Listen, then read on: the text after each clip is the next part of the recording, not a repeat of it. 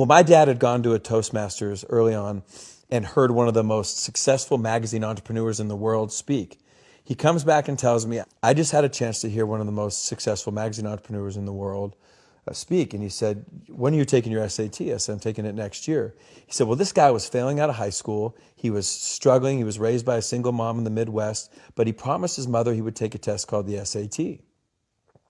So he takes the SAT in May, his junior year, doesn't expect anything, gets his score back in June. Now the SAT, which I don't know how many your population know, but it's a standardized test with a math part and a verbal part. Both are scored out of 800 points. Well, this guy takes it. He's bombing. He's failing out of school. He doesn't expect anything as he's telling the story at Toastmasters. Well, he gets a 1480 out of 1600.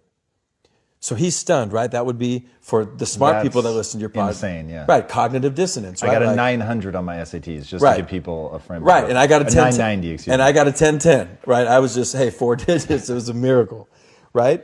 But it's a hard test, and it's a variety of different things. So he gets the score, and his mother, doing what any mother would do, knowing her kid, says, "Did you cheat?" Right? She knows her son. And he said, I swear to God, I tried to cheat, but the way the numbers were and the scantrons and the bubbles, you couldn't cheat. So she says, you mean to tell me you really got that score? He said, yeah, I got the score. So he's stunned, Tom.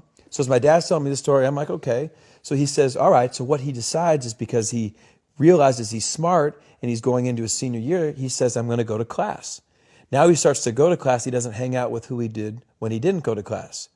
All right. Teachers see him in class and they said, hey, maybe Franklin Pierce, maybe we missed the boat on this kid. So they start to treat him differently.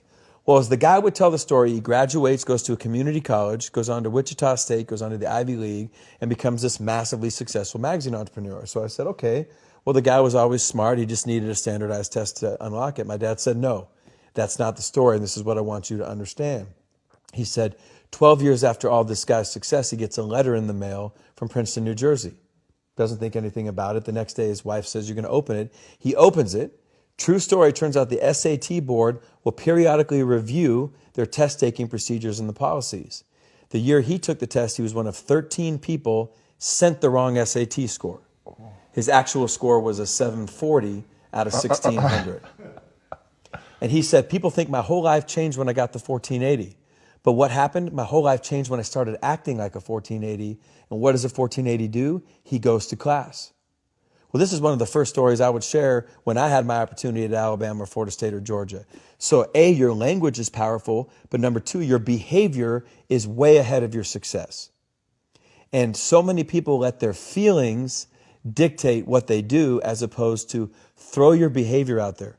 Russell Wilson's 5'10". He shouldn't be playing pro football, but he behaves like the best quarterback in the country. And he's done that since before he was at that level. And then his feelings and emotions and his skill caught up to that behavior.